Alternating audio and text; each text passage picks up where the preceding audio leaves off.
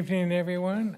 I would like to call this meeting to order at 5 p.m. and welcome the audience here tonight.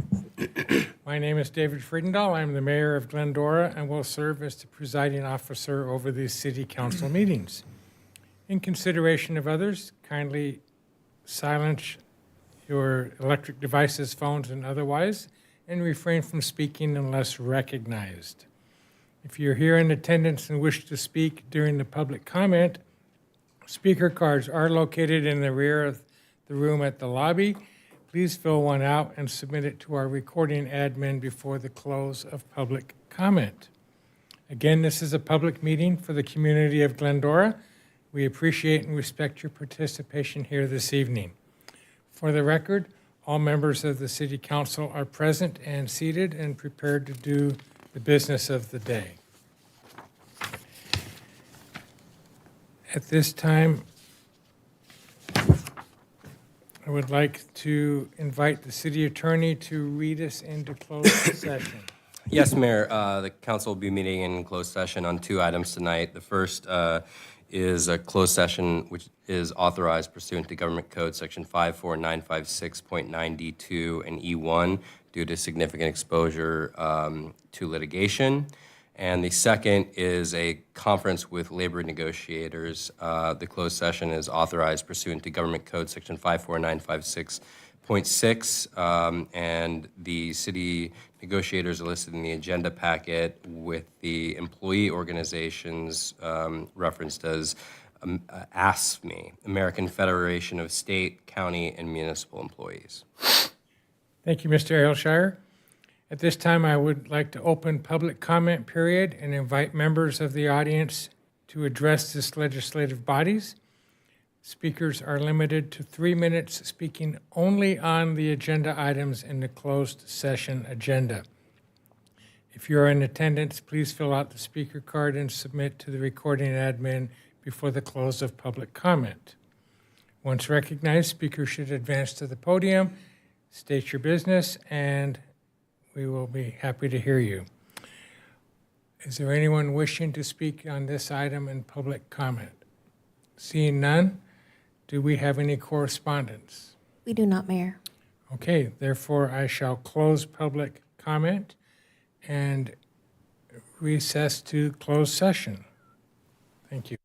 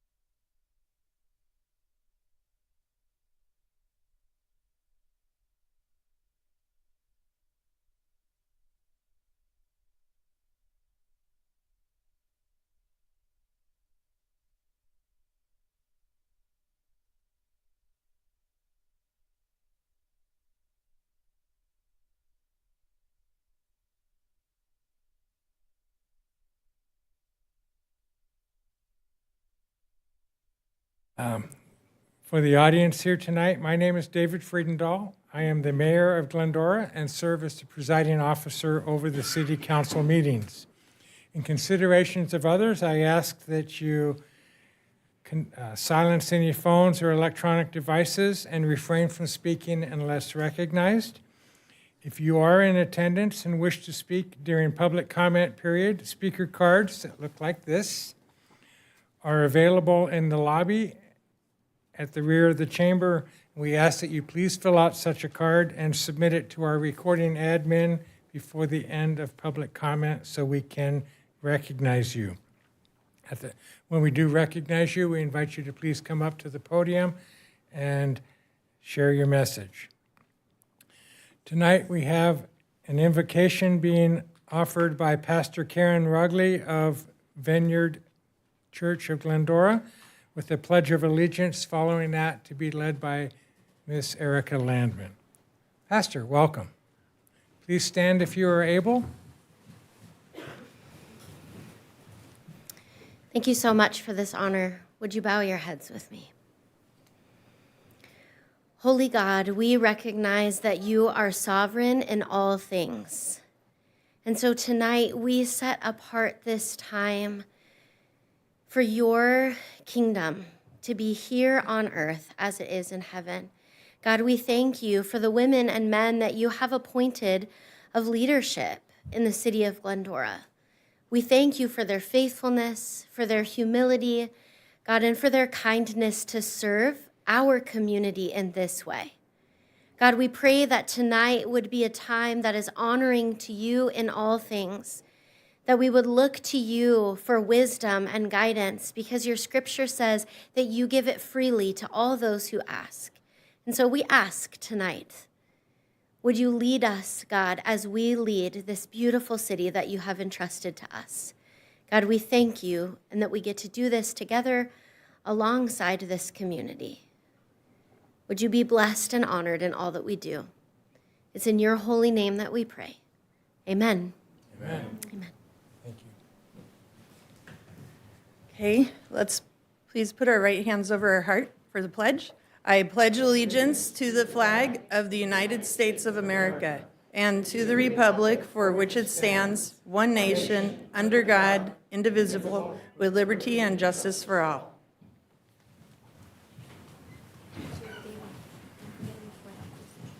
Okay. Thank you, Pastor, and thank you, Erica, very much.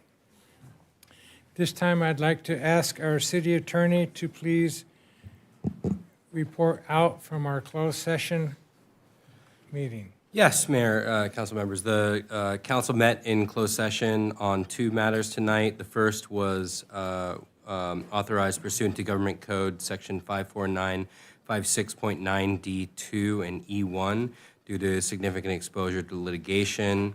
And the second was a conference with labor negotiators, which is authorized pursuant to Government Code Section 54957.6, with the labor negotiators listed in the agenda packet, and the employee organization, American Federation of State, County, and Municipal Employees. On each of these items, council had a privileged and confidential closed session discussion, but no reportable action was taken.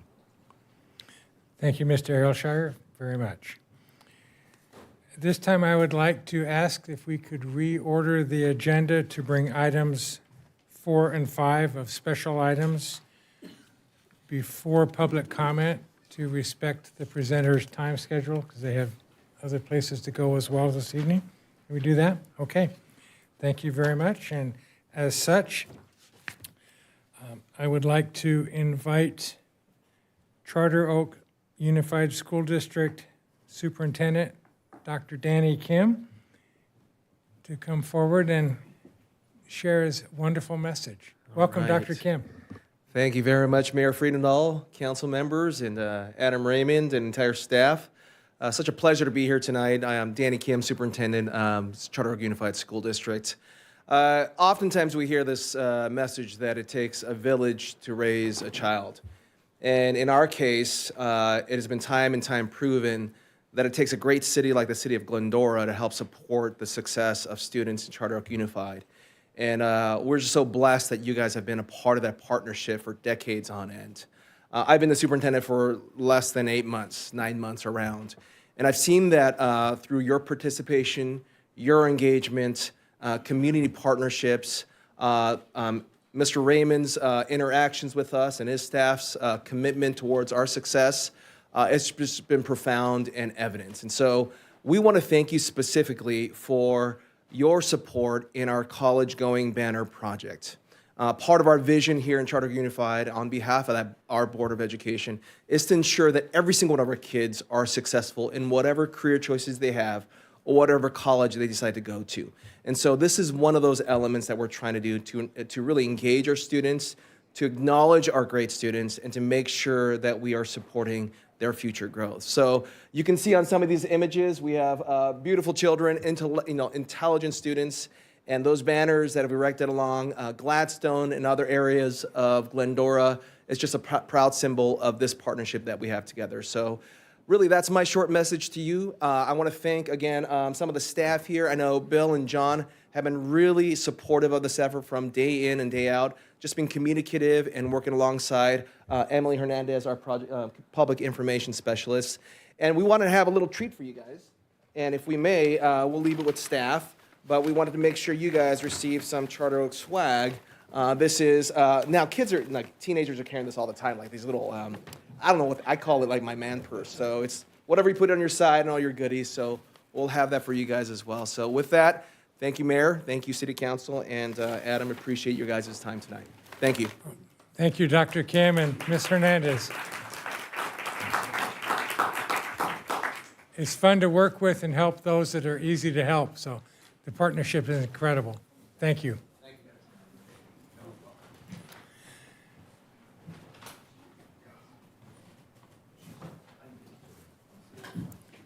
All right, what a nice presentation. Thank you. Our next item is a MOCA Student Exchange Report. And to do that, I invite Assistant City Manager Moises Lopez to come forward. Welcome, sir. Good evening, Mayor and members of the council.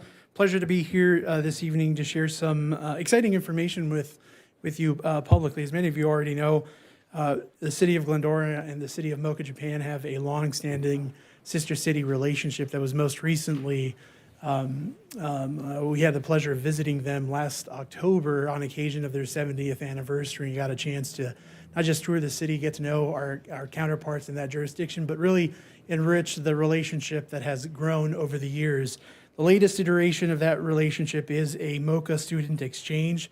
Many of you are familiar with the exchange program that happens at the middle school level, but we decided to launch this year a college-aged exchange program. So Maya Kokubu and Haruto Hiwata have been spending the last couple of weeks with us. It's part of a 6-week program where they're rotating through City Hall, working with various departments.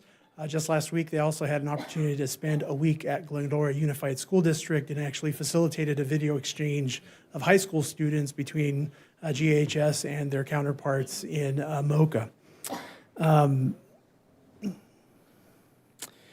This program would not have been possible without the partnership of the Glendora Sister City Association, so I would like to extend my gratitude to all of them, and in particular to Hannah Majidi, who has worked to help us coordinate their arrival, their program, as well as a couple of very cool visits to Japanese businesses that call Southern California their home. Last week, we had a chance to visit the headquarters of Bandai, if you're familiar with the toys, Power Rangers, Pac-Man, series, and a variety of other things that they do. Today they had a chance to visit a Japanese anime studio in Santa Monica.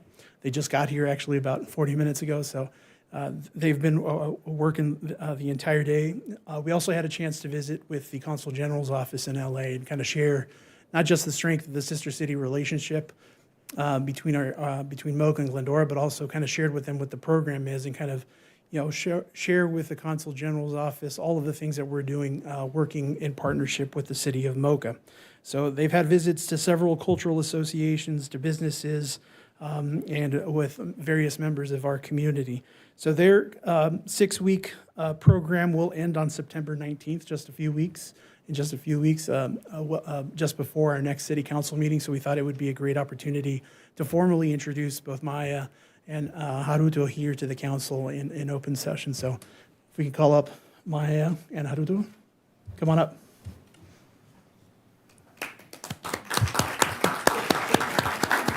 Would you like to say anything? Yeah. Good evening, Mayor and City Council members. Thank you for giving this opportunity for us as an exchange student. So I will keep working hard to get to know about the city, Glendora City well. And also I've been so enjoying learning about like cities. So I'll keep moving forward to it like before until the end of this program. Thank you.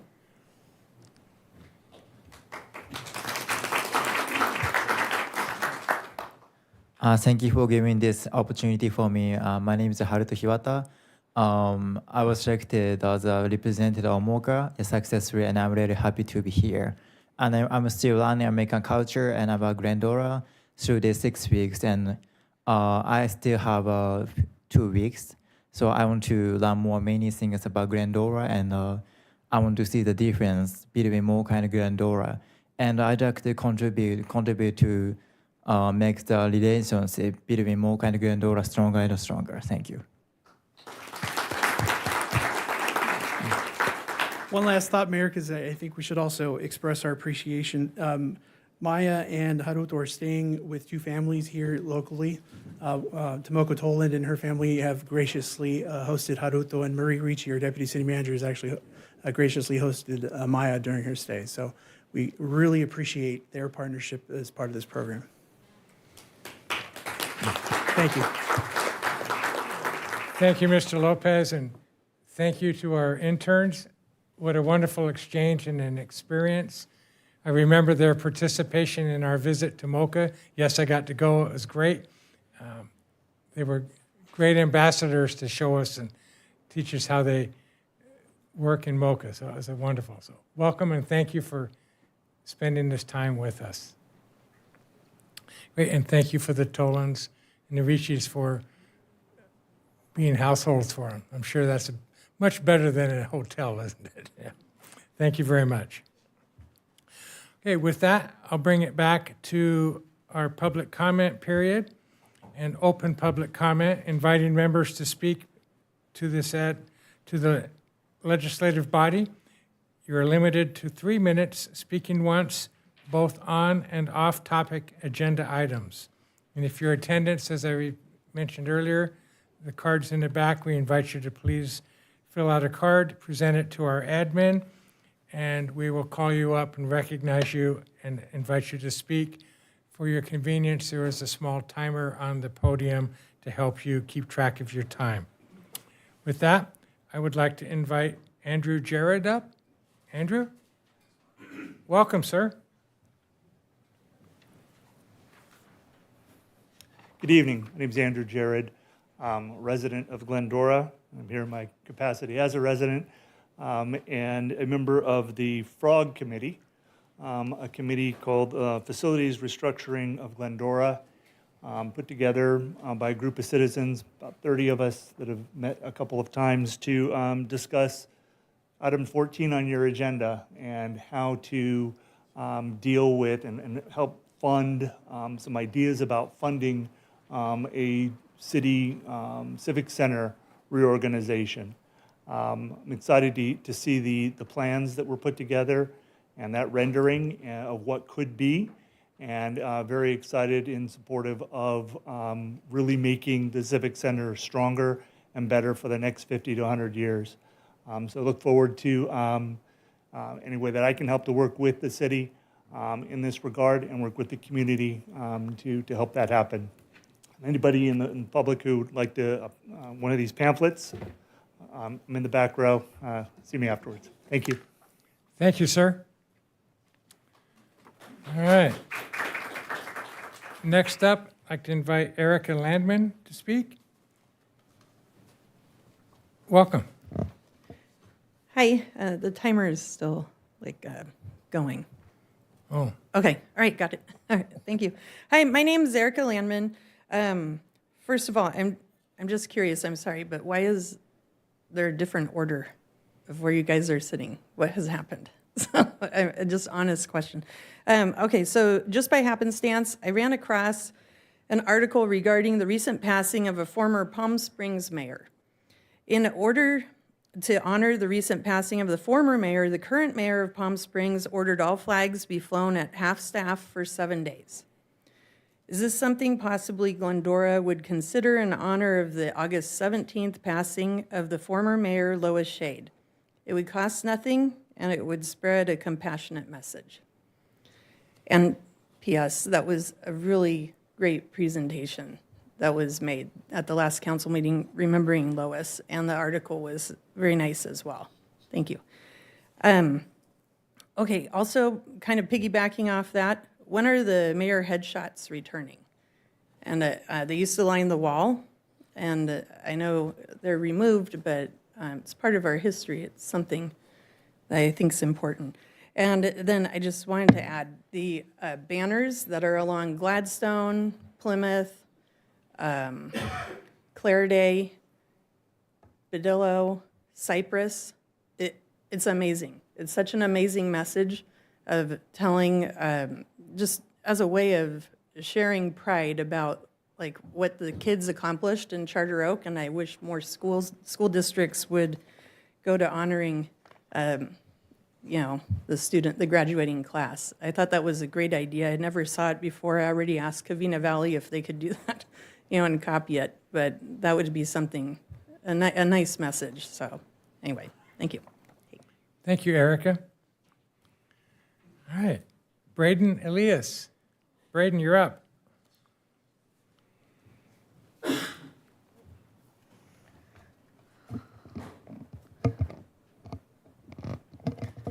Good evening, Mayor, City Council members, and Mom. I'm here regarding the Finkbeiner Skate Park. Recently, me and my friends have noticed numerous cracks and rust in the skate park. I've been skating for about 6 to 7 months, and this has always been an issue for us. There are a lot of people who use the skate park every day, including me. We like the park and would love to see it get a good revamp. This would greatly benefit the community and all of us kids, as many people use this park. It is also a great way to exercise and keep people active. We have been having to go to other skate parks like Covina and Chino just to ride a good skate park. I hope you will take this into deep consideration, as well as my huge fear of public speaking. Thank you for hearing my opinion, and have a great night. Thank you, Braden. Well done.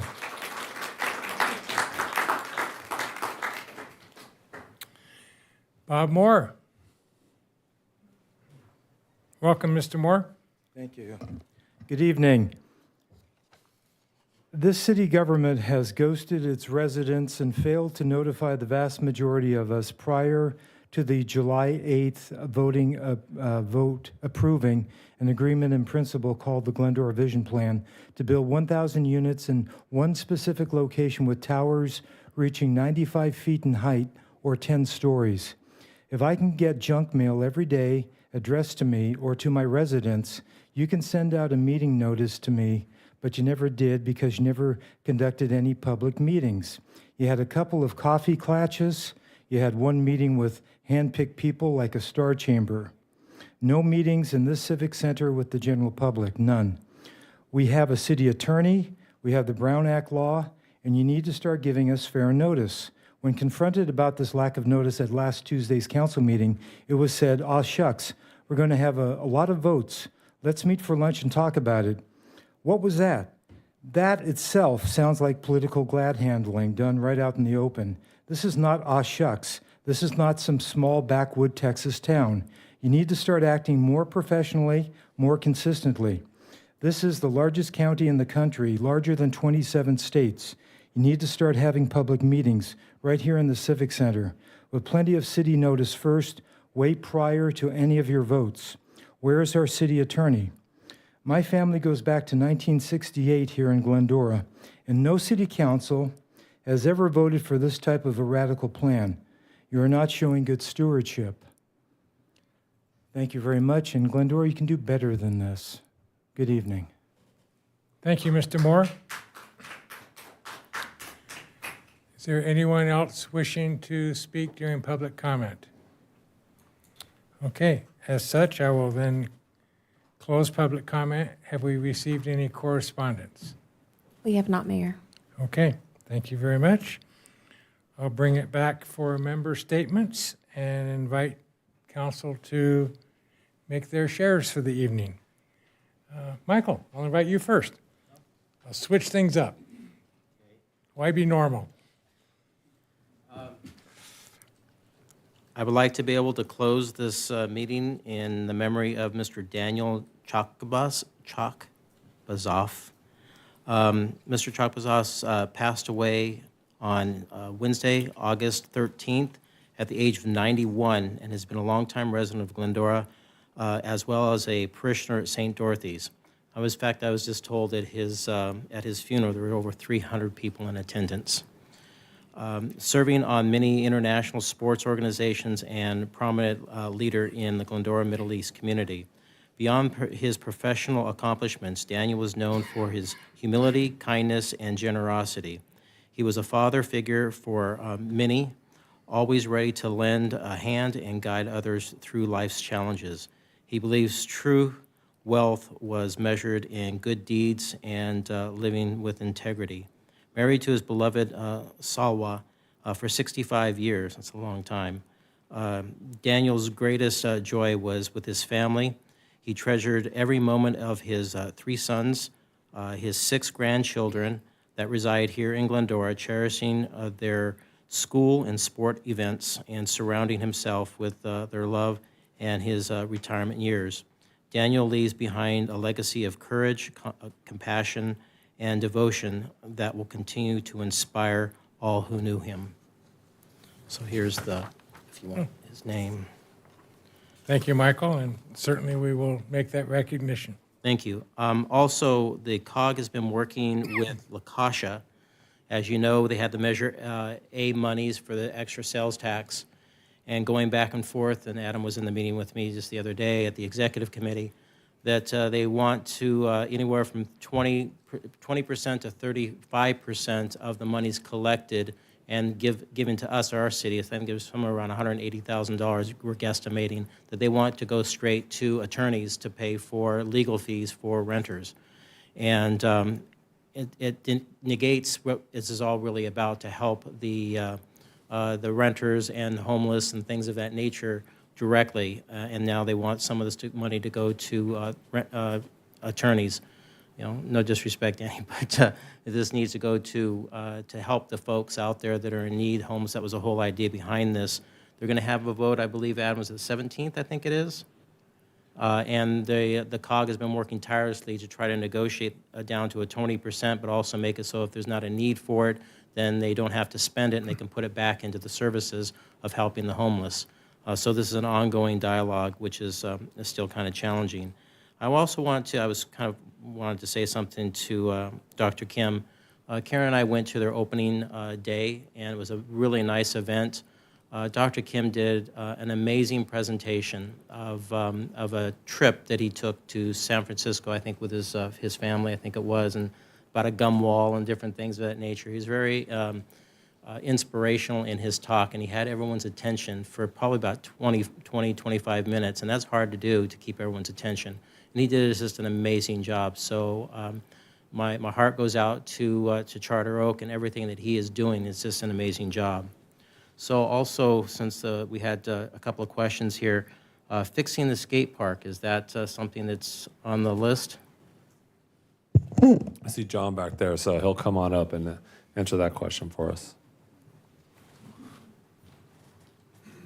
It is in this year's capital improvement project. There's $309,000 for filling the cracks and cleaning it up. It is not for any newer obstacles and stuff. Bill was looking at with our capture water project at Fink in the next 2 or 3 years, to seeing if they would also maybe redo the whole skate park. It was built in 1999. It's held up very, very well for the amount of use it gets, but that will be budgeted and run through Public Works with for the 309 to fill in cracks and clean it up. Okay, thank you for that. Last question from the audience was, do we have a policy on half-staff flags for officials?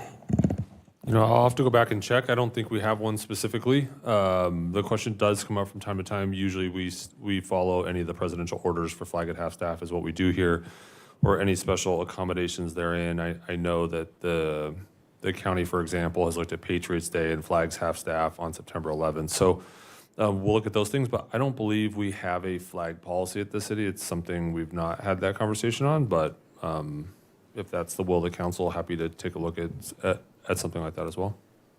Thank you. That's all, Mayor. One more question that was there, the photos. So yes, they will make a return at some point soon, but they were put in storage, and then we thought we had some other changes in this area. So yes, they will be making an appearance again. Physically or on the screen? Because I think you wanted to put them on the screen at one time. They'll make an appearance. I have to check with staff on the exact manner in which they'll make appearance, but it is an important part of our history, and it is neat to see them. So we'll make sure they do make an appearance. Wonderful. Thank you. Okay, thank you, Adam. Thank you, Michael. Mendel. Mayor, thank you. Just want to let everyone know that the A line, the goal line, but it's really the A line. You've been seeing that going and testing. Testing is just about done. On the 19th, it will open. I believe that day all fares are free, at least for this part. So the 19th, we will be live, so be aware of that. And trips are going to be fun and shorter, and so enjoy that. I was at the USC game. I'm looking at Karen, I'm not sure if TCU won or not, but Go Frogs. Go Frogs. So I was at that game on Saturday, and the Tartan Band was there with about 12 other bands that played at halftime, and they did a tremendous job. And a shout out to them, and they were there. It was a long day. They got there around 8 o'clock, from what I've been told, and they were there till probably 7 o'clock that night. But they did a great job, and was really happy to see them play.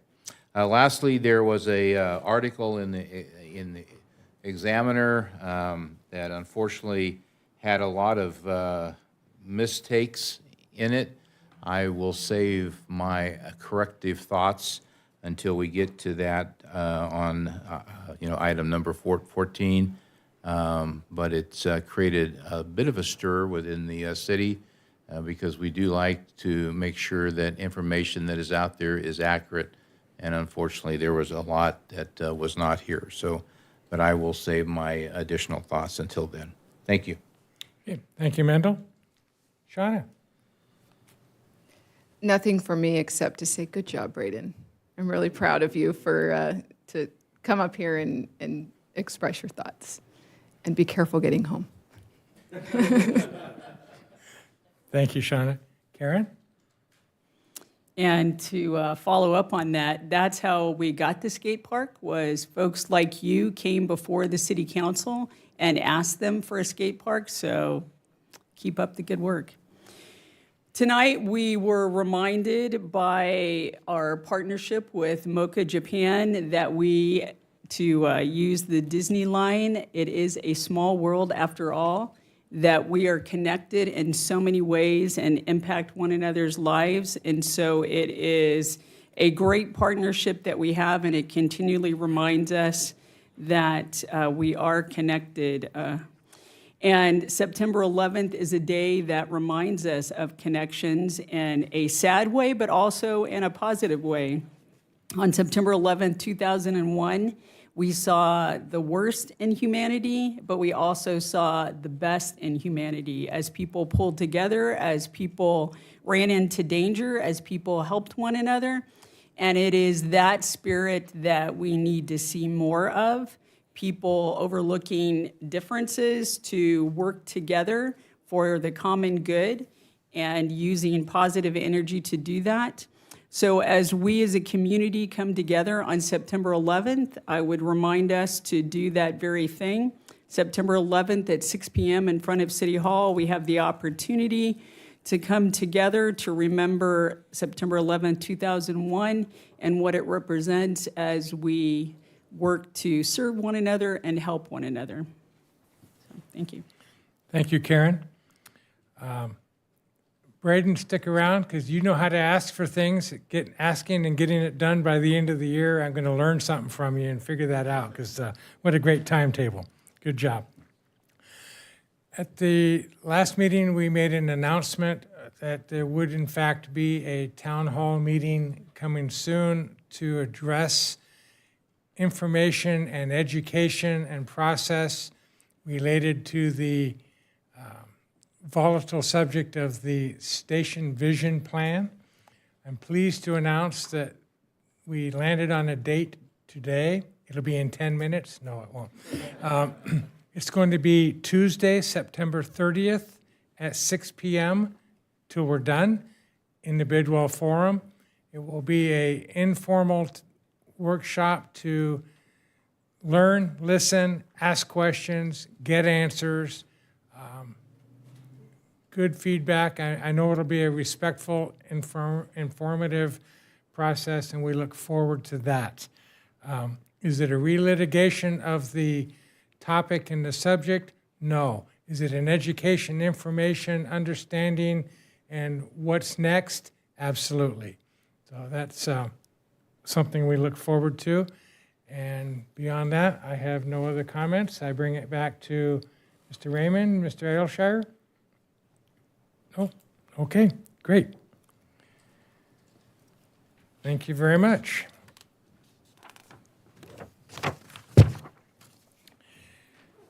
That brings us to our consent calendar, items 6 through 11. Items on the consent calendar may be enacted by one motion without individual discussion unless a council member has requested it be removed for separate discussion. Are there any items on the consent calendar that someone wishes to pull for discussion? Seeing none? No. Then at that point, I would entertain a motion to move on items 6 through 11. So moved. Second. Motion by Mr. Alawas, second by Mr. Thompson. I ask that we please vote.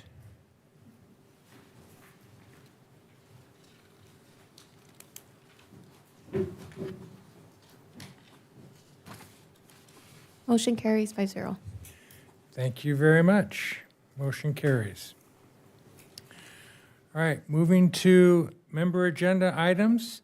Item 12, a consideration of a resolution adopting a code of conduct policy for the Glendora City Council brought by members Friedendahl and Elias, and invite City Manager Raymond to report. Good evening, everyone. Thank you for the opportunity. As you mentioned, Mayor, in August or last month, yourself and Councilmember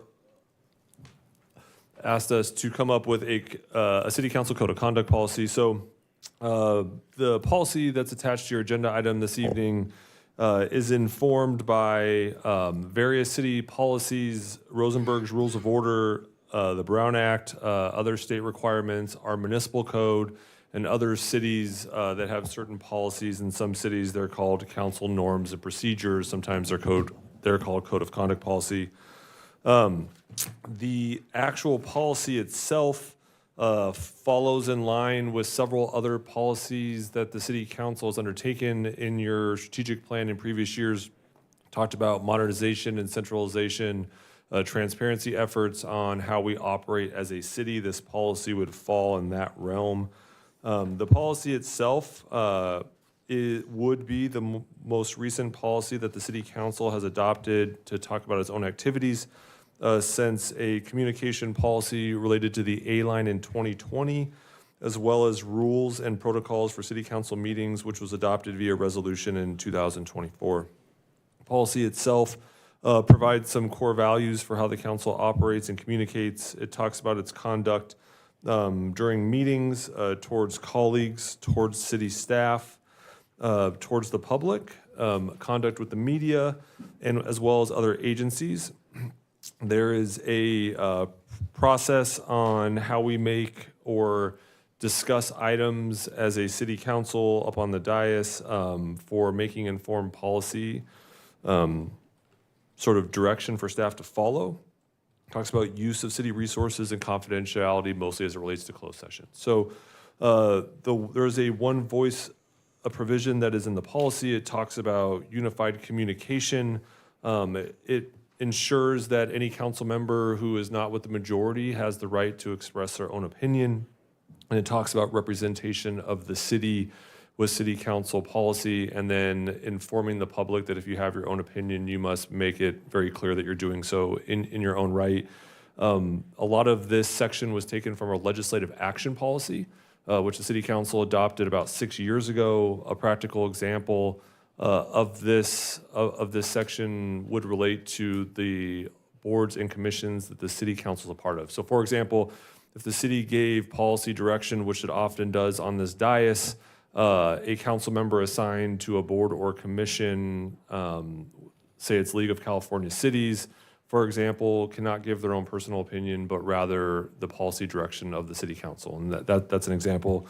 The policy itself also has an enforcement area, and it provides a remedy section, all of which are aimed at the sort of transparent and open form of how we operate as a city. So with that, happy to report that the city attorney reviewed the policy. Any recommendations and changes, which largely were reflected in clarifications, were added and incorporated in here. And it's also important that the policy is viewed in your role as city council and not as a private member of the public. So with that, happy to answer any questions to the best of our ability. And Mayor, I'll turn it back over to you. Thank you, Mr. Raymond. At this point, I'll bring it back for discussion of the body and ask for any comments. Mendel, anything? Mayor, thank you. Adam, thank you. I support this.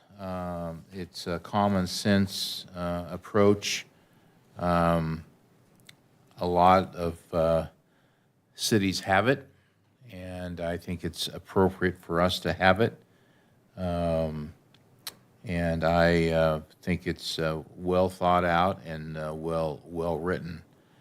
I like the fact too that if we should deviate, there is corrective steps to help us not to do that. And I think that that's important with any sort of policy. The only question that I have, and I know I've read today some fodder on the internet, and of course, anything that's on the internet, we all believe, right? It's just absolute truth. But on item 7, it relates to when a motion is taken and the position that you have doesn't win, how you can express your thoughts about that. I know that for myself, I've been on this body for a decade, and I've cast hundreds of votes, and most of those votes have affirmed what the council has said and what staff has asked for. But on sometimes I have voted no. And I believe that it's healthy to have that expression. I would never want to minimize that. I think in life that it's good to hear opposing views because we can all learn from that.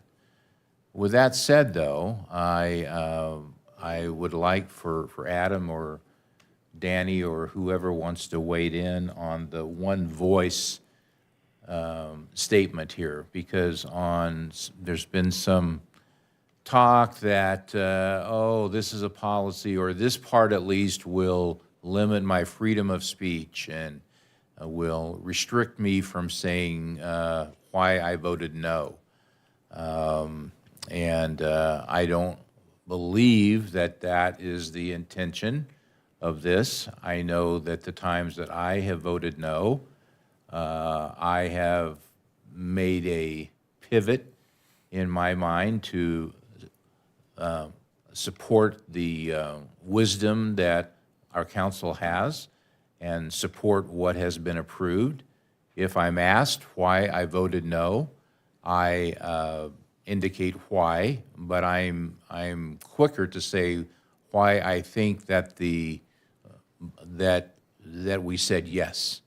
I always try to look at what the positive is, and but I think we're all entitled to vote no at times.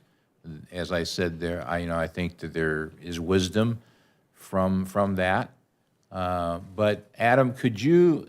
There's only three parts to that, but maybe you could help us to understand that, or maybe Danny's going to help us to understand that it's not an attempt to stifle speech, stifle opposition, take away constitutional right. It's not any of that. It's just meant to I think help us to have a collective view of kind of what the action is. Yeah, once the council's taken a position formally, it's intended, policy is intended to make that final and ensure, but at the same time, ensure that all members that dissent from the majority view and policy position of the council, they retain their constitutional free speech rights, and they can freely speak their personal opinions about any matter that the council has formally voted upon. And so there's a minority provision in here that says that they have the right to, council members have the right to express dissenting views and distinguish when their personal opinions differ from the official city position. So it protects those dissenting views and minority views. Okay. I'm good with that, but I just wanted to, I guess, try to respond to some of the internet stuff that I've seen here in the last day or two going around about this specific point. But otherwise, I'm in favor of this, and I intend to say yes. And I would just add on to that, ultimately the goal here is to provide clarity that there is no mix-up on what the council policy direction is, which then informs staff. So staff doesn't have a personal opinion as it relates to policy. We implement the city council's policy moving forward. And so this provision helps provide clarity that the city's official position is the official position of the city. While there may be views that are opposite of that, there needs to be clarity that those are not the city's positions and that they are those of an individual. Okay, all right. Thank you. Thank you all. Shauna? Well, I don't want to beat a dead horse, but I had the same thought as Mendel. I wanted to clarify the one voice provision, and I think you did. And I think it's important for the community to know that we do all retain our right to free speech. I think the policy will just help to clarify in the event of a dissenting opinion that it's a personal opinion and not a collective body's opinion. So I'm in support of this as well. Okay, thank you. Karen? Thank you. Yeah, we've talked about this for a long time, so I think it's a good idea to finally do something to put it into a formal document. So I think it's a good idea. Okay, thank you. Michael? Thank you, David. So I'll take this. I've got a few questions as normal. I'm going to take the last one that Mendel and Shauna just talked about. That's on page 4, number 7, letter A. But it gets confusing when you go to page 2, item D, 6th bullet point, where it says council members will frequently be asked to explain a council action or to give their opinion about an issue as they meet and talk with constituents in the community, it's appropriate to give a brief overview of the city's policy and refer to city staff for further information. So it seems like it's a little bit of a conflicting statement between the two. I think the intent there, and by all means, happy to provide whatever clarification the council would like.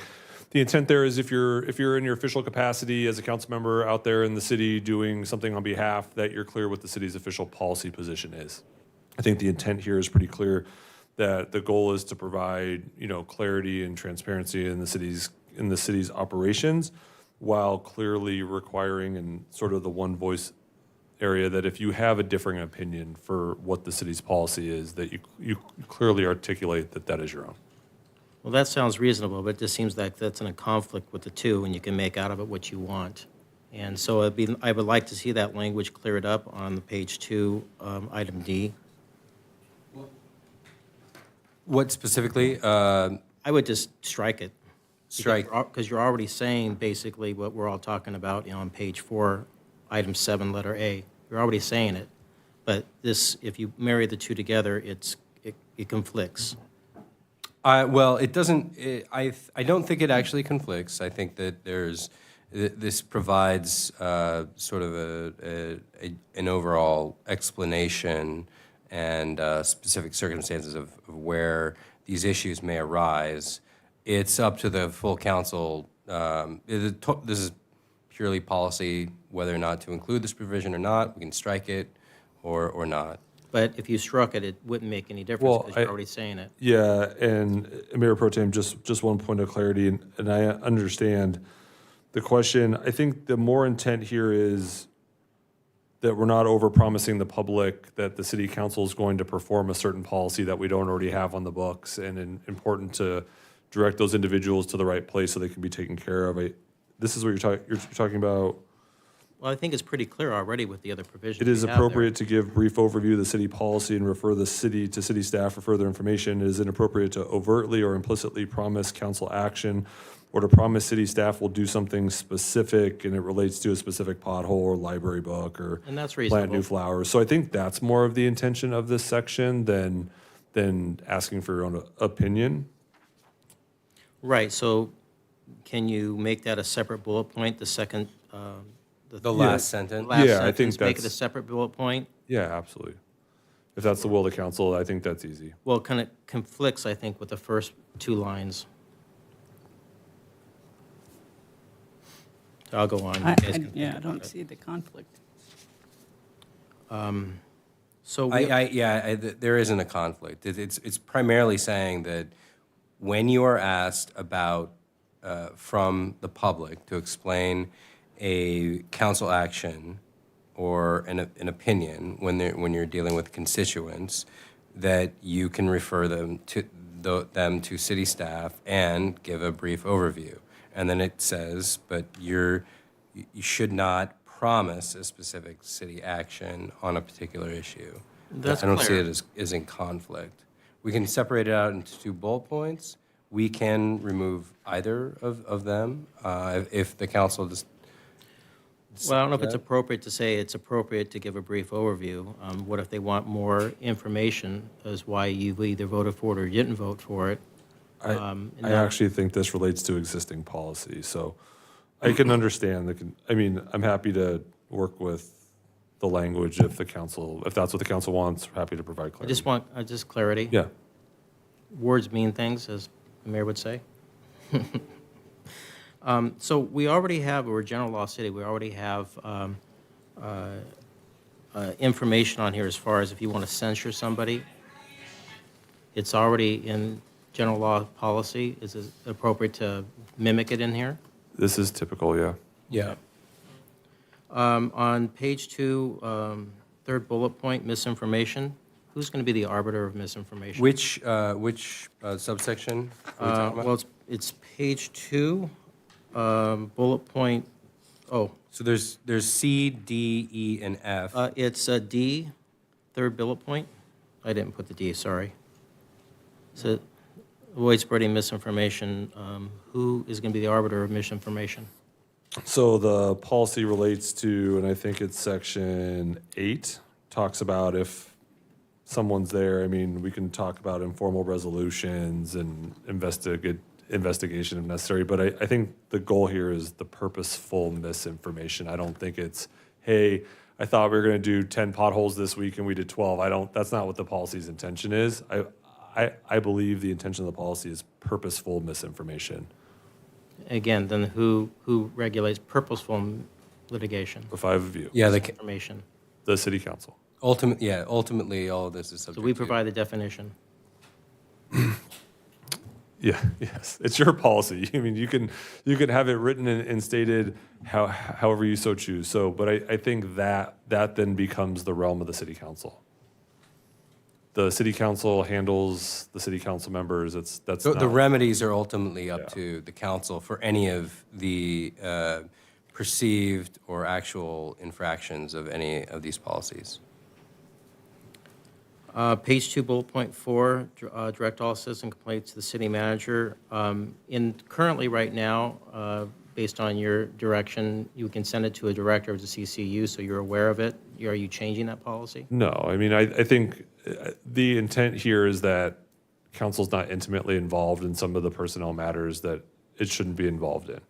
And so vice versa, staff's not involved if there's a council personnel issue. And so I think the intent here is to ensure your municipal code provides specific direction on how the questions can go, and the policy directions must be provided to staff. And so this is sort of a reiteration that you can go. I'm happy as always, and when council members have a question or have a challenge, just to make sure we're all on the same page so we can follow up. But the policy's written because it could be different city managers sitting in the seat that has a different policy direction. So Well, no, what I'm trying to say is if a resident has a need for something or a complaint or whatever it might be, or hey, I've got a pothole here, do you want them all to go to you and not go to a Director of Public Works and CCU? No, I think how we practice it is fine, but that's under the city manager's discretion. Like, the city manager gets to make that decision, whoever sits in the seat, whether All I it's want me is- or someone else. So, but Just for clarity, because we do it one way and this says to do it a But different that way. has nothing to do with the policy. So the policy allows for the city manager, whoever sits in this chair can happily say, please do it this way. Right, I'm just saying, is that the way you want it done? Yeah, I Send it mean. just to you and nobody else. I don't think that's necessarily the policy discussion here tonight. Well, it's in here. I think that at least that provision is intended to at least ensure that the city manager is aware of citizens' how we do it now, complaints, we and then it's CC 'em. appropriately directed. And so if it's going directly from the citizen to you, and then from you to the department head or somebody else, and city manager's not aware, that's not as good of. Sure, but as it is now, he's CC'd on everything. Yeah, I don't know if this is. And that's use consistent the with the example. policy. Yeah. That's consistent with the policy. I just want clarity, that's all. Let's see, page, I think we just went over that on that one.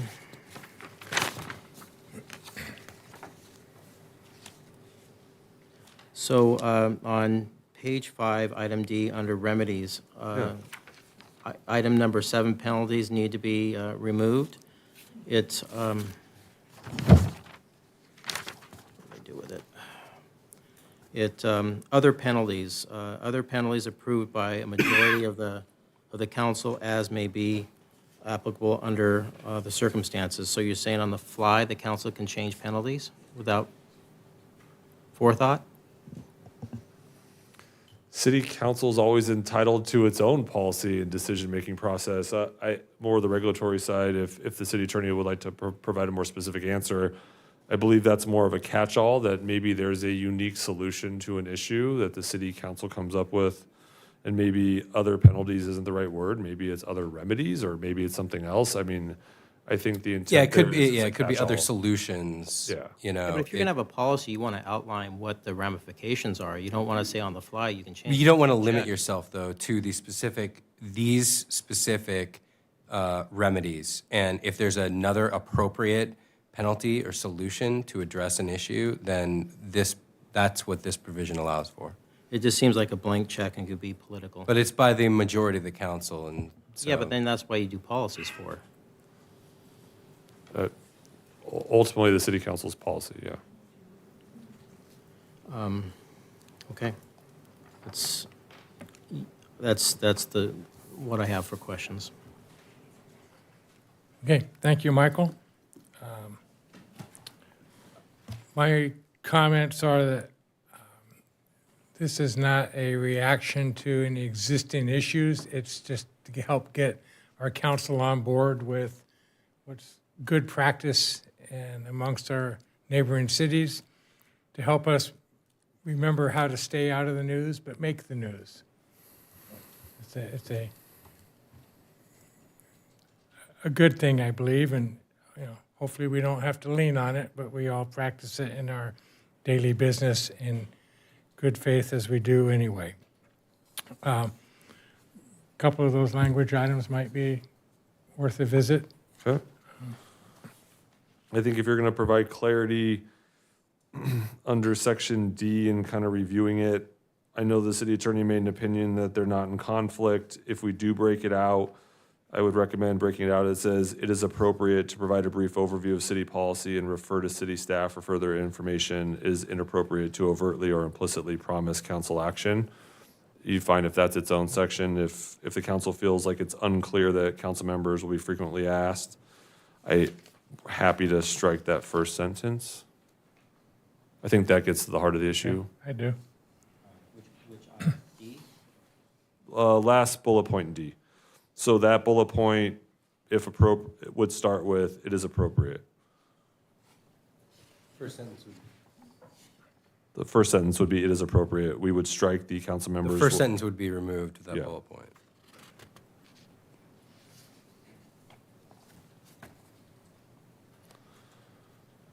Yeah, that's fine. I think it still gets to the heart of the matter. I believe so. Okay.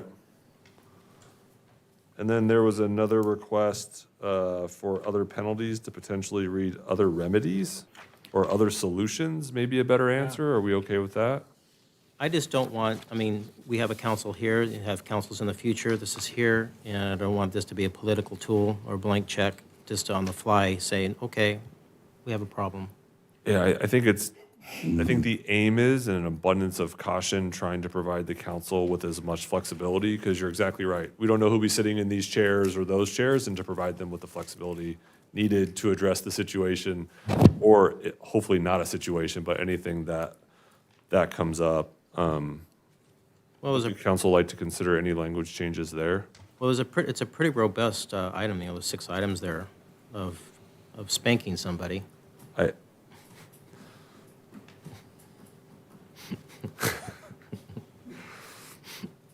I see smiles and laughter, so, we're just going to smile and laugh through it too. So, Well, I kind of read that as Green button. that there's a escalation of instruction. Yes. I'll say. Yes. Instead of spanking, because we don't want abuse here or anything, and on item D, like number 1, just a informal. Hey, you need to kind of watch stuff. Number 2, you're going to get a written warning, maybe expressing what you did and how you could have done it in a little bit better way. Number 3, that's a pretty big thing. There could be other ways to achieve a change to way somebody is talking or interacting with each other. There's different ways to modify how people are. So maybe that's what you're intending there. Yeah, and that's exactly correct. It's supposed to be a catch-all in case the other 6 are not what the majority of the council would really want to have happen. And so we can change the language instead of other penalties. I think that's a good catch. It doesn't have to be a penalty necessarily. It can be another remedy that the majority of the council approves. Yeah. And Other remedy, or Well, that's fine, it's just that it says that, the first item, informal resolution, that gives you wide berth to do anything on the first one. well, verbal warning? No, it's clarification? specific. It's a verbal warning, clarification of expectations, or facilitated discussion between the parties. That's Right. not necessarily a catch-all for other potential addresses to remedies to a situation, because we don't know what will come up. There could be something that we're not thinking about, right? And that's what this is intended to capture.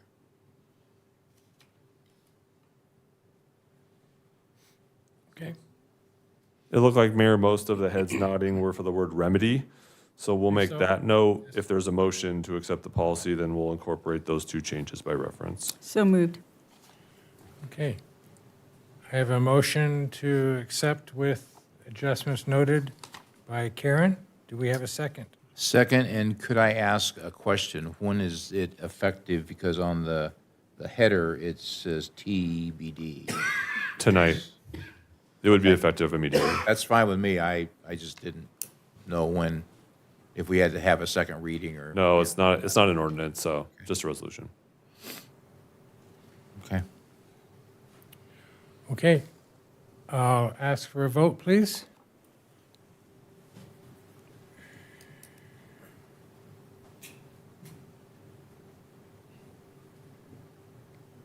I know, I'm thinking.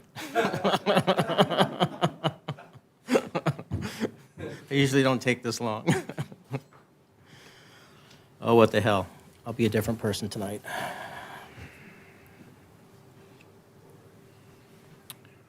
Okay, motion carries 4 yes, 1 no. Motion carried. Abstained. Oh, abstain, I'm sorry. You Abstention. did say abstain, all right. My mistake, thank you. No worries. Okay, thank you all. Moving on to unfinished business, item 13, a continuation of the annual comprehensive financial report for fiscal year ending June 30th, 2024. We've been waiting weeks for this wonderful presentation, and we will have Finance Director and City Treasurer, Mr. Kyle Johnson, tell us the rest of the story. Welcome, Mr. Johnson. Thank you. Good evening, Mayor, Mayor Pro Tem, and City Council members. Unfortunately, a week's is shorter than you've been waiting. It's been more months, and I appreciate your patience, and we've put measures in place to make sure that we issue it on a more timely basis for the June 30th, 2025 financial statements. So the Annual Comprehensive Financial Report, or ACFR, as you'll hear me refer to it throughout the rest of the presentation, because the rest is a mouthful, is an extensive report broken down into 3 sections: the introductory, financial, and statistical section. The introductory section provides a brief overview of the city, the economic outlook, operational controls, and major initiatives. The financial section includes the independent auditor's opinion letter, management's discussion and analysis, and the basic financial statements. The statistical section includes data useful in analyzing the city's financial and operational history for comparative purposes. The ACFR is a snapshot as of June 30th, 2024, reviewing city procedures and internal controls. The audit was performed and the financial statements prepared in accordance with accounting and auditing principles and standards. So now for the numbers. The government-wide net position increased by $9 million, primarily related to the completion of multiple capital projects, including Washington Elementary Crosswalk, Louis Pompey Park shade structure and playground resurfacing. I thought he even had the city manager leaving during my presentation. I was like, that's not good. Bender Carter Santa Fe Newburgh water main replacement and Louis Pompey Park turf replacement. And then, as you can see here, that as we spent some of the unrestricted and restricted funds, they moved up into the capital assets section. So on to the general fund. The general fund balance increased primarily due to the city's investment market value, recognizing a lower level of unrealized losses in fiscal year 24 compared to fiscal year 23, as older, lower yield investments matured and were able to be replaced with higher yield investments. This table breaks down the components of the general fund balance. The committed section holds the contingency reserve policy amount, that is required to be maintained in 30% to 45% of prior operational expenditures. We met the higher of the two for the fiscal year 24 audit, providing for cash flow coverage in the event of emergencies and as coverage during the first 6 months of the fiscal year before property taxes are received in the latter half of the fiscal year. The proprietary funds, which are the business type funds, for us that's the water operational and capital funds. So the water fund change in net position is also related to capital projects, but in addition to the first 6 months of the rate study being approved in November of 2023, is captured in this financial statement. So the large projects in the water fund were the Louis Pompey turf replacement and various water main replacement projects throughout the city. This report also discusses the city's internal funds, which provide services to the city departments, to other city departments, and the fiduciary fund, which reports on the activities of the successor agency. Side note, the city just made its last payment on the 2006 tax allocation bonds last month, as the city continues to wind down activities in the successor agency. Is actually included in the warrant register item on the consent calendar for $2.8 million. So that one's done. So the auditors, as the prior item on the agenda talked about opinions, we actually got the best opinion you can get on our financial statements. Got an unmodified opinion, which is the best opinion you can receive. The unmodified opinion indicates the financial statements were fairly present the financial position of the city. For the fiscal year 23, ACFR and PAFR, which stands for Popular Annual Financial Report, which is a almost budget and brief-esque type report, but for the financial statements, just a few more pages as opposed to front and back. Both received awards from National Finance Association, the Government Finance Officers Association. The ACFR and the associated single audit report, which reports on how the city controls and various compliance with federal standards for grants, both reports are available under the Finance Department Budget and Reports section of the city website. The recommendation before council tonight is to receive and file the 2024 ACFR. This completes my presentation. I'm available for any questions. Thank you, Kyle. Always appreciate that, and good news and great work. Congratulations on the continuing awards. Bring it back for discussion, Mr. Thompson. Well, Kyle, I have read this. I know that's probably a bizarre thing to say, but I enjoyed seeing it. And I really tried to find something to ask that you wouldn't talk about or that you wouldn't know, but I couldn't find anything. I just want to say thank you for the excellent work that you and your team do. Congratulate the city for the audit that is very clean. I serve on a number of boards, and not every board gets this. City-wide versus other cities, we are exceptionally blessed, and I want our employees to know that, and our citizens to know that. And it's because we've been excellent stewards of their funds, and yet we've been able to do things. We continue to do things. We continue to invest.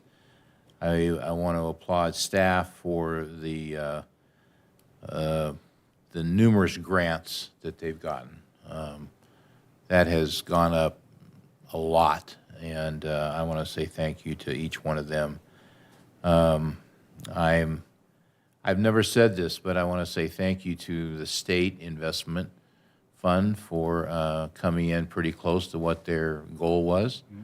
They usually don't, and we usually get screwed, but I give credit where credit should be, given. So good job there that we didn't have to make up a bunch.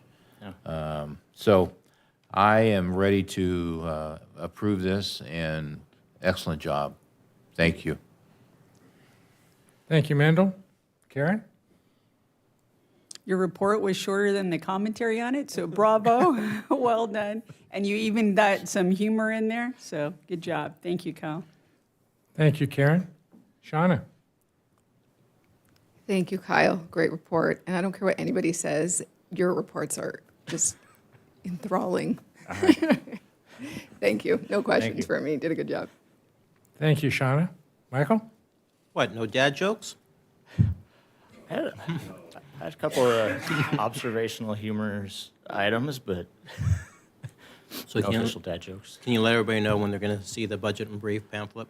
So budget and brief should be coming out probably in the next 2 bills or so. So we bill everybody in an 8-group cycle. So if not the next group, but then it's probably the next 2 weeks it'll come out. I just approved the quote to go through our print and mail company, so it takes about a week or so for them to print it and get it in there once they send us the proof.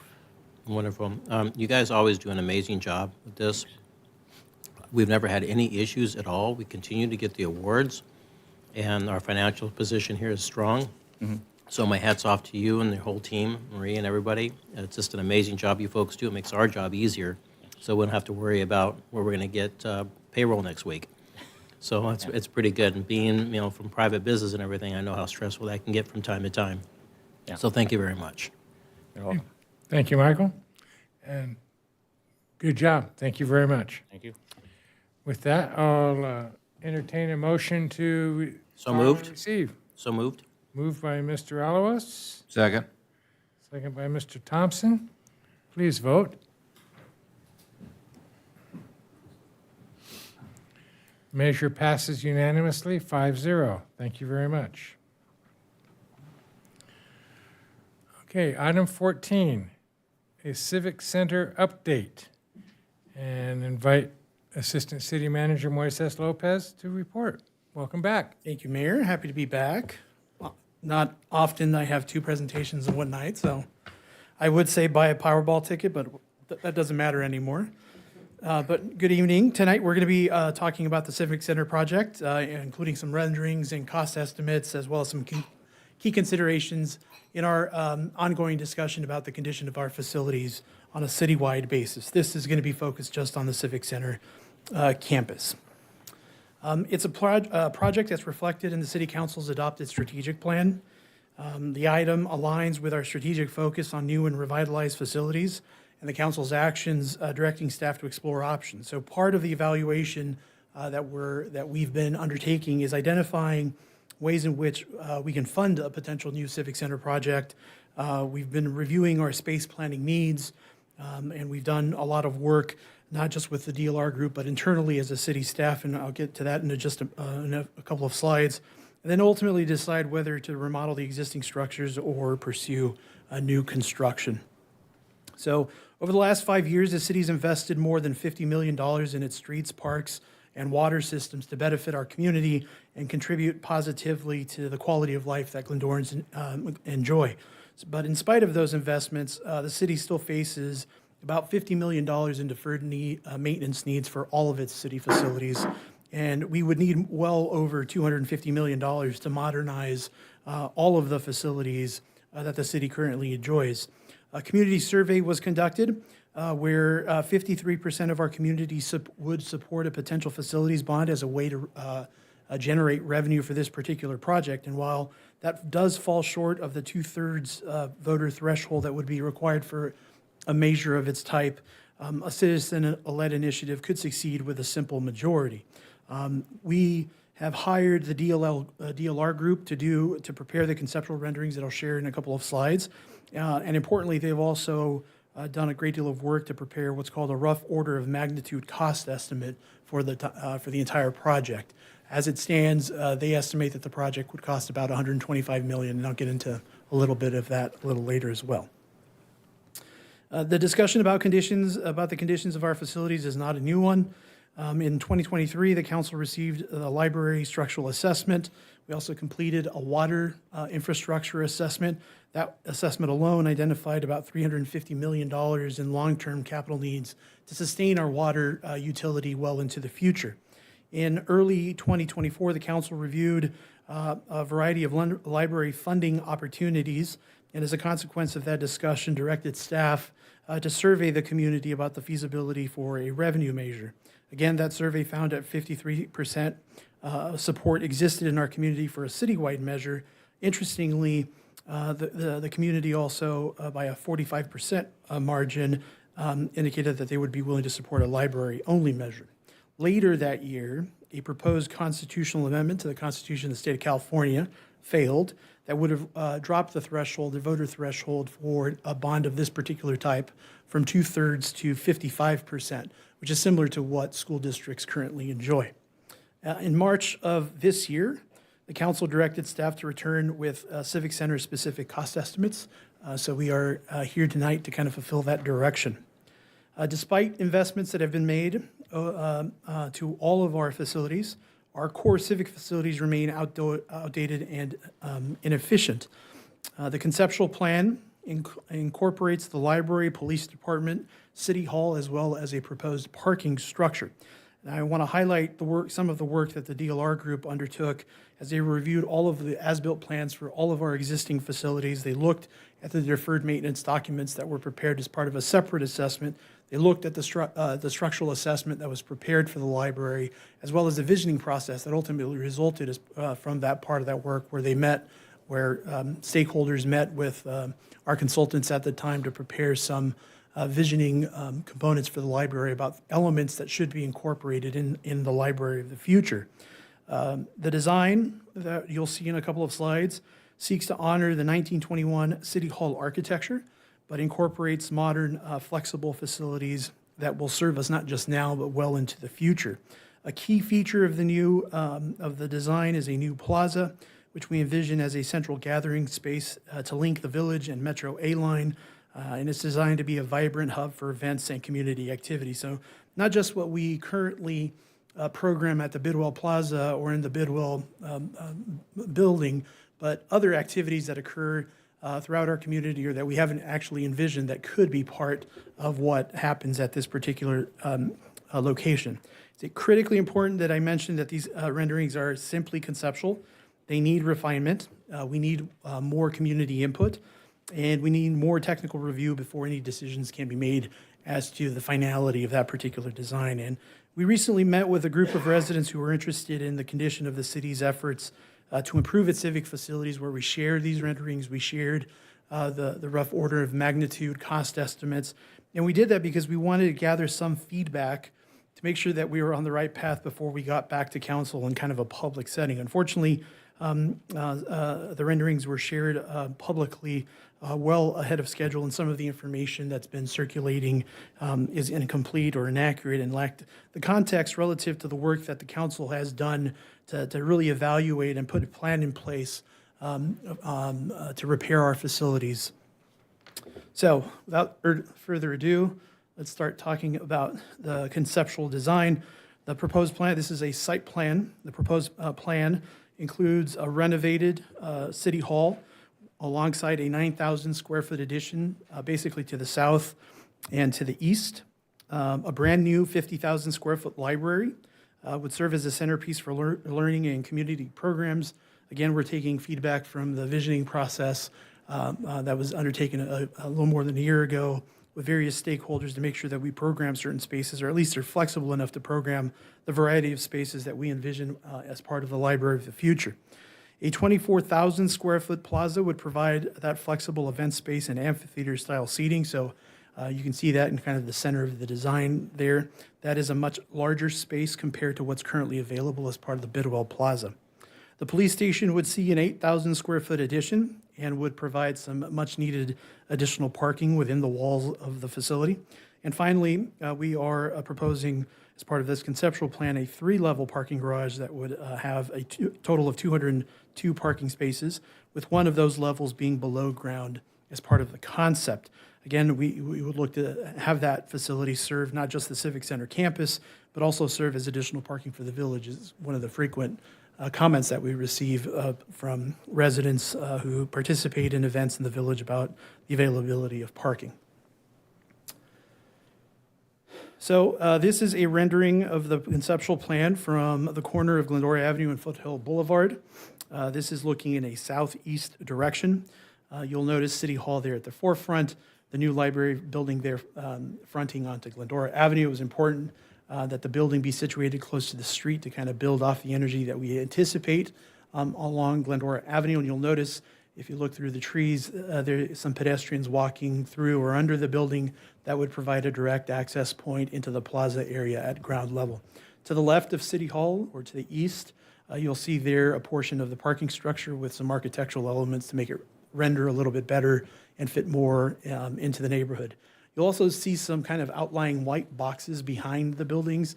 Those are really just intended to capture the buildings that are already there, but they look kind of awkward and out of place. And it looks a little confusing. Those are not new buildings. Those are intended to reflect and capture what's currently there, but we'll make sure that future revisions to this plan kind of eliminate that so that we don't confuse anybody with what's in there. Looking from Glendora Avenue, this is kind of in a northeasterly direction. This is if you were to be standing in the surface parking lot in front of the police station, which is proposed to remain. This is what the library building would look like. You'll see that there are two entryways from the parking lot. One is the breezeway that I mentioned actually here. And then there's a secondary entrance off the parking lot in this particular area. This big white space has been suggested by some of the feedback that we've got, that we've received so far. Could be a great place for a mural or some sort of welcome entry statement into kind of what is our village area. This is the addition to the police station here, and then you can see the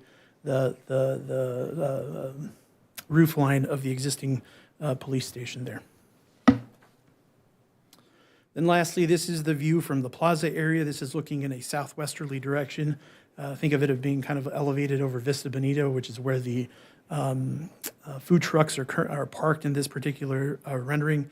You'll notice as part of the plaza that there is a clock tower. There's some amphitheater seating. We believe that it will be directly accessible off from the parking garage, and it provides a great deal of programmable space. This is just a rendering of what could be a farmer's market in that particular area, just because it's a little confusing to see the clock tower element is here. There's some commercial space that we think would work particularly well here, and then just lots of open space for the variety of programming that we could envision in that particular area. The project's estimated construction cost, as I mentioned, is $125 million. That figure incorporates the phasing costs that are also programmed as part of the estimated project cost, as well as escalation costs. We know that materials are getting more expensive by the day. By the time a project of this scale and scope is under construction, we anticipate that the cost will be a lot more than now. Just to give you a little bit of perspective, if the project was to kick off tomorrow, we would anticipate that project cost to be about $110 million. So roughly $16 million just in escalation costs alone. Funding is a challenge. The previous staff report that the city manager presented to council in June talked about the funding limitations that exist on local jurisdictions. That remains the same today. With declining state and federal support, our funding options are quite limited. So the city faces a choice. We can continue addressing deferred maintenance needs on a piecemeal basis through our CIP and kind of standalone ad hoc projects, or we can certainly lay out a plan and a path to modernize our facilities for the future. So taking all of that into consideration, the report tonight before you recommends that the council receive this report on the renderings and cost estimates for the conceptual civic center plan. But most importantly, we ask for direction on how to proceed with funding community engagement and refining the concept further as we daylight this project for the community and solicit more input. That concludes my presentation, Mayor. Thank you, Moises. I think it's important to know that this is, in fact, a conceptual plan, a vision, a response to questions and research that we've sought, so we can then figure out what the next steps may be or where we could go. This is not a shovel in the ground approved development project that's happening tomorrow. Safe to say? That's correct. Okay. I'm going to take a liberty and ask, I don't want to get into a lot of debate and discussion, but are there questions in the audience that got raised that may not have been answered in this review that I'll invite opportunity, just ask a question that we might miss? Okay, not seeing one, but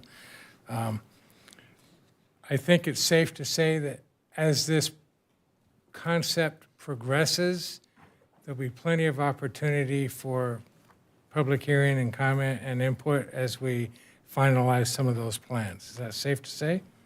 Safe to say. Safe to say, In fact, in future council meetings, we'll be bringing back an amendment to the contract with the DLR group so that we can make revisions to the plans as well as show additional perspectives, because some of the feedback that we've received, I would people have a lot of questions about how it looks like from Glendora Avenue. And maybe where one it's of the not. questions I was going to ask or ask for as part of that future is some space planning and some utilization, because this is a great, what the outside might look like. And, you know, the chief doesn't need a 7,000-foot office, he only needs a 6,000-foot office, and then Sure. the 2,000 left for the rest of the world. Those types of things that make sense. So, excellent. Look forward to that. I'll bring it back to panel for comment. Karen, any? Oh, thank you very much for sharing that and clarifying some information that has been circulated. If you're looking to see if we think you're on the right track, yes, you are. So thank you. Great. Thank you, Karen. Shauna? Can we go back to one of the renderings? Doesn't really matter which one. Right there is fine. One showing, how about the first one? Right there. Before I give my opinion on some of the design, I would be remiss not to say that I'm thoroughly disappointed at the examiner for printing that information. I feel like it has caused a lot of consternation in the community unnecessarily, and that's disappointing, to say the least. So I just feel like I have to say that. As far as the design goes, and the need, maybe first, the need to even go down this path, I've said it before, I think this is an important step for our city. There is quite a bit of deferred maintenance that we spend a lot of money on, and at some point, we have to make some hard decisions about the future of our city, and what we want it to be for our kids and our grandkids. So I personally appreciate that we are talking about all of these things. I think it benefits the community in lots of different ways, not the least of which is just general property values. If the city goes into a lot of disrepair, it's going to start impacting home values and a lot of other things. So I appreciate that we're looking at this for that reason as well. I think the building itself is beautiful. I love the courtyard area. I think we could do a little bit better on a nod to our existing city hall. Obviously, the new structure is more modern and needs to be more modern, but maybe some of like the window arches or something could be repeated in the new buildings. Can you explain to me the thinking behind putting the library on the street side versus maybe on the Vista Bonita side? Sure. On the Glendora Avenue side versus the Vista Medina side? Sure. As part of the conversations we had with the DLR group, they actually shared with us a couple of different site plans where the building was situated differently on the site. There are a couple of reasons why we ultimately decided to show this version of the conceptual rendering. One is we want activity on Glendora Avenue. One of the things that we struggle with, but that is very much at the forefront of our economic development strategy, particularly with the arrival or operation of the A-line in just a few weeks, is we want to extend the look and feel of the village down to Ada. So we want to add a whole new segment down to the area where we would see people walking, see some activity, and hopefully, change some of the business mix that we have along the way. The second reason is most of the year the sun hits pretty directly into the library building. even in spite of the fact that there are big ficus trees that kind of line its perimeter, its edge, situating the building in its current location will actually provide shade to the civic area. So that will improve, we believe, the usability of this space as the summer rages in triple-digit heat. Those of us who have attended Night on the Plaza know it's particularly warm, and it's usually right in your eye, the sun. So something like this might be able to help us, not just for that particular event, but hopefully allow us to provide some additional opportunity for some other program that we don't currently provide in this space. And lastly, one of the kind of interesting quirks about our site is there's an elevation change between Glendora Avenue and Vista Bonita. If you're standing on Glendora Avenue, you're 9 feet lower than the level at Vista Bonita. So if you push the buildings towards Vista Bonita, you create a frontage of building space right in front of in the front yards of all the residential properties that are across the street on Vista Bonita. So we wanted to create a little bit more space, make it look a little bit more landscaped, a little bit more park-like setting, if you will. So we moved the building towards this street. Great. Well, I love it. I think it's beautiful. I love the idea of having a more usable space there in the plaza area. I too have attended Night on the Plaza. It always seems to be on the hottest night of the year, every time. So I like the idea that, you know, maybe we'll get a little bit of shade. Is it possible, the renderings are nice, they're all exterior renderings. Is it possible to get some renderings of maybe interiors of the library and what that space could look like? Yes, that's actually one of the things that we'll be talking with the DLR group. It's also a comment that we've received from a couple of people. It'd be good to know kind of what the layout of the building would be, what it would look like to get a better perspective of the functionality and usability of that building space. All right. So that's something that we'll be working on and bringing back. Well, thank you. I think it looks beautiful. Nice work. Thank you, Shauna. And before I go to Mendel, I'll share a lesson I learned in looking at these. Those large white cubes with nothing in them in the background are just representative of existing buildings that are there today. Not that mass, of course. They're homes and a church or two, but just that there's something there.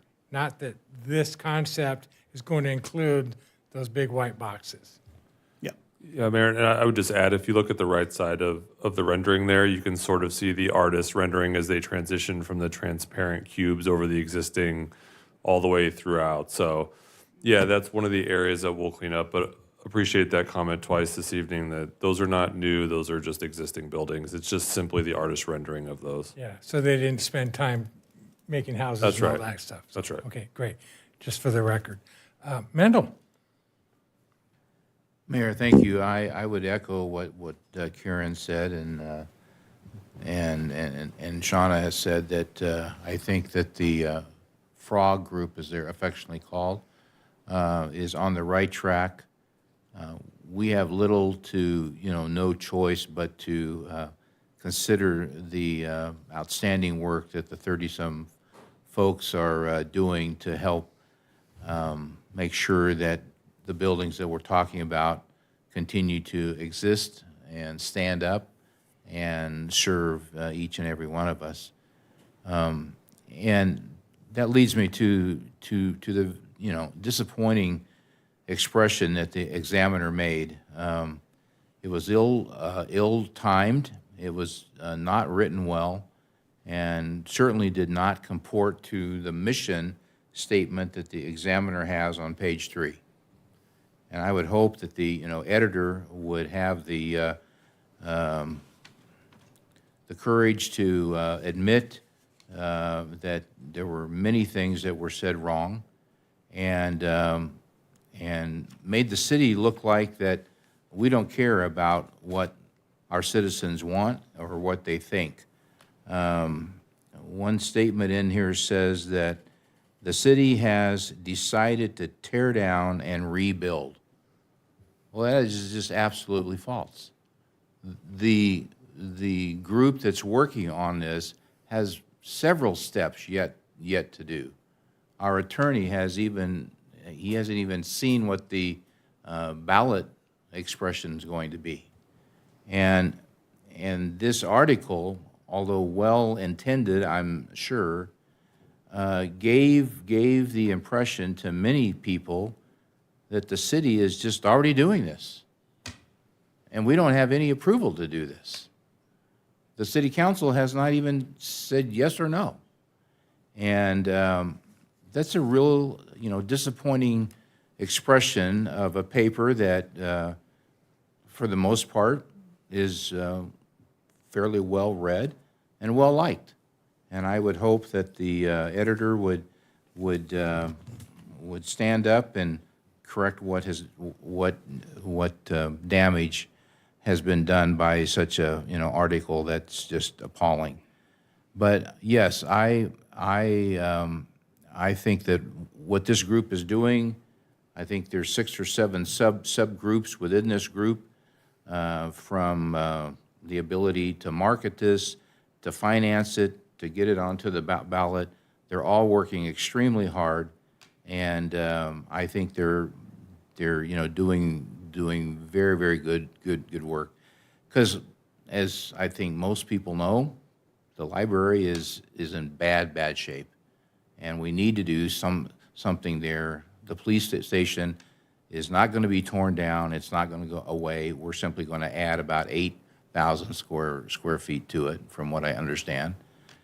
City Hall needs some work, and everything else that you have talked about will add to the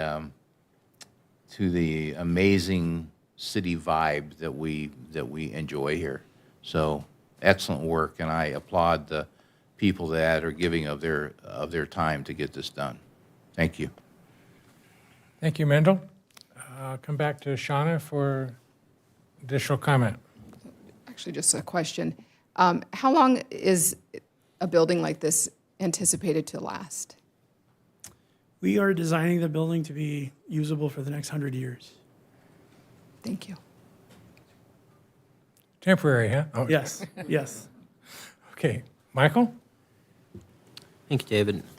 Wonderful presentation. Thank you very much. I know we got a brief overview a few weeks ago in Adam's office, and it's beautiful. I really like it. I do have some questions and maybe a concern. I'll start with the first one for PD. If you close off Vista Bonita, is PD going to have a problem having to go around if there is an emergency? Great question. In fact, let me get to the... You guys can opine if you like. So What?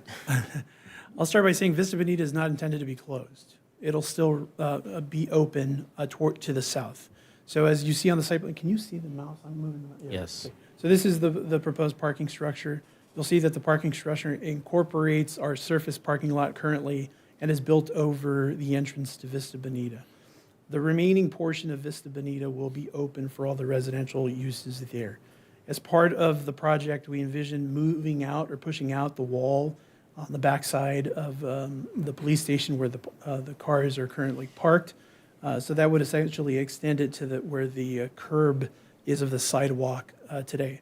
So no parking will be allowed adjacent to that, but there is sufficient parking for vehicles to move in and out. We also are contemplating, currently vehicles move out of the parking space through Vista Bonita here. We're looking to reconfigure the parking alignment so that they exit off of onto this street here so that they have more direct access to Glendora Avenue from there. So you're not going to close Vista Bonita down? We are planning to close it off on the north side, but not on the south side. Yeah, but if PD needs to go out of that driveway right there and go north on Vista Bonita, are they going to be able There's to? still vehicular access through the alleyway. That too. So they'd have to go the alleyway, but they can't go straight through? It would be preferable if they used Glendora Avenue. So Go around? go around this way. They'd be going in and out on Carroll. They would not be exiting on Vista Bonita any longer, so. I didn't know if that would hurt in response time. It's quicker to drive on Glendora. I didn't see on here, because I know we had deferred maintenance of about $50 million, and I didn't see that in here being addressed. Did I miss something? So it's in the presentation where we talk about the 50 million in current needs. So the items that are here, and perhaps you can provide some more clarity on the rough order of magnitude, but this addresses those deferred maintenance, including a total remodel of City Hall. What about like the maintenance yard and stuff of that nature? This is strictly just the Civic Center.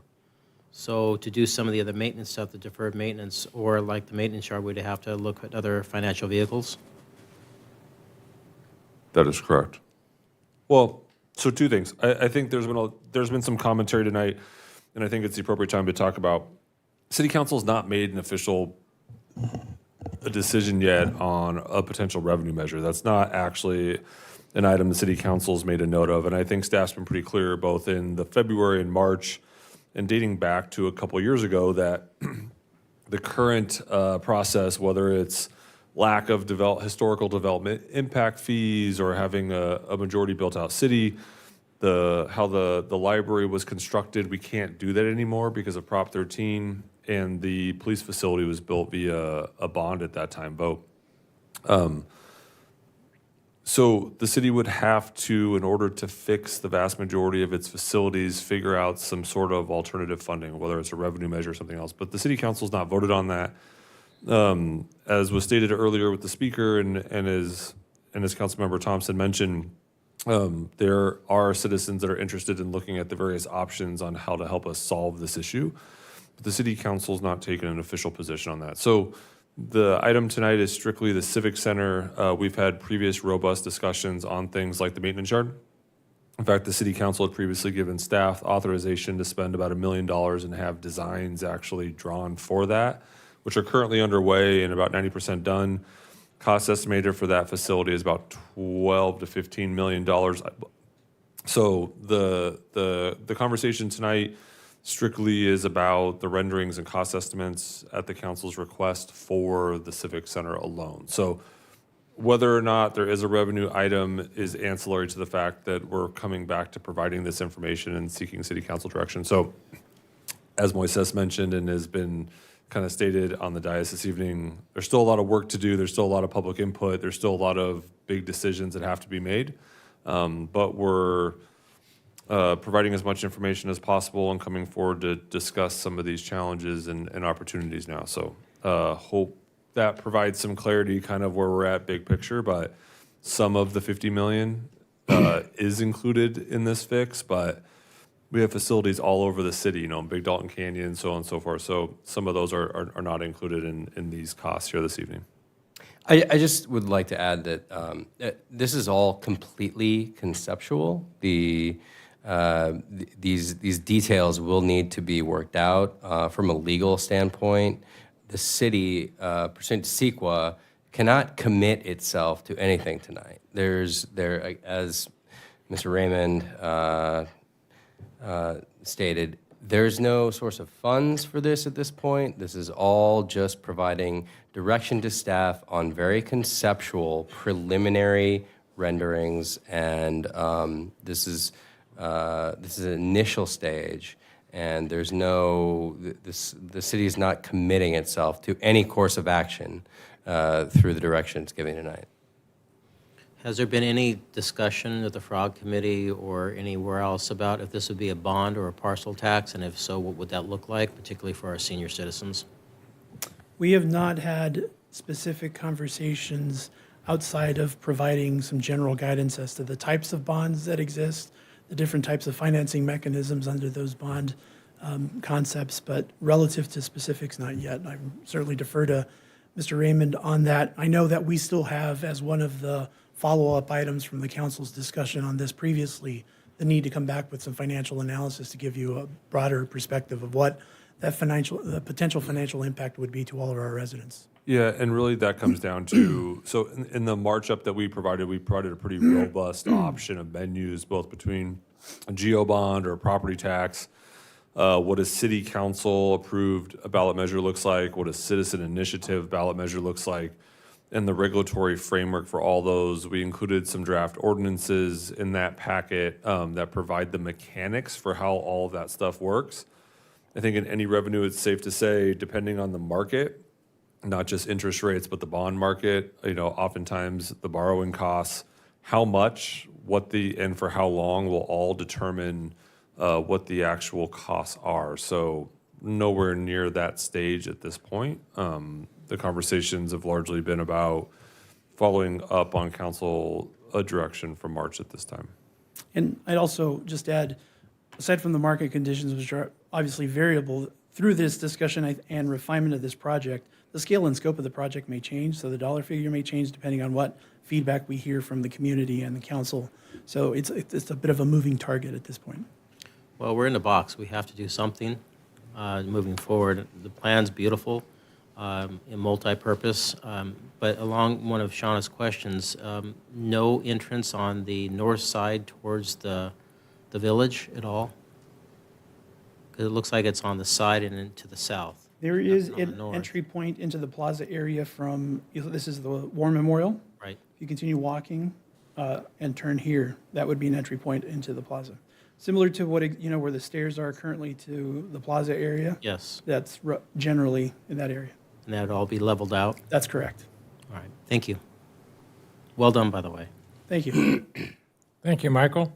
And I think we've heard all the discussion points that I was going to raise, and I asked the question, so I have no others at this point, but I'll bring it back to Mr. Ellis. I know it's premature, but have you started working on a transition plan? Because you're basically going to decimate the city hall. Where's everybody going to go? Well, that's actually one of the things that we have to follow up on because we've started getting that question a couple of times. So we don't currently have that plan, but that's something that we'll work on. And that will depend on phasing and the scope of the project. But there are costs estimated in this of about $9 million required to move staff around in various locations. We're talking about, let's just say this is the scope and size of the project. You're talking about 3 years worth of construction and staff need to move at different places. And then the question comes in, what's first? And, I think the council knows through its facility discussion, especially with the library, that the challenges that facility has and data connections and electric and all those things. So that plan, if the city council had a direction and we were moving forward or we would have to pull that together. I would just add that, and I know there's a couple of library staff members sitting in the audience this evening. They've had discussions on what mobile operations have looked like, and during COVID, they did a phenomenal job providing services to the community without having some people in their facility. So, whether it's a mobile delivery or whether it's mobile locations or centralization of some permitting functions at other areas, it's become readily apparent, and city staff have already begun having those conversations. And I would just add, the city council pretty wisely invested several $1 million in technology. And so as those projects are coming online, the access to City Hall remotely is becoming far more significant. And so those benefits will help everyone in the long run as we try to figure this out as we move forward. So I think that, I don't know if you've seen that, the city of Los Angeles with their library, they had creative spaces, which I think is an amazing thing for the public. So are we going to do an adopt a book thing with the residents to store these things in the meantime? All TBD, council members. So I think, the good news is the discussions we've had and when we've solicited that initial feedback to get a real life example of what we would hear, a lot of those questions are being asked. And I think the comments this evening are very representative of the feed that we've had. It's beautiful. We understand. We want a little more detail. Let's talk about size, scope, and timing, and then how do we get there? And so that becomes the hard part. Thank you.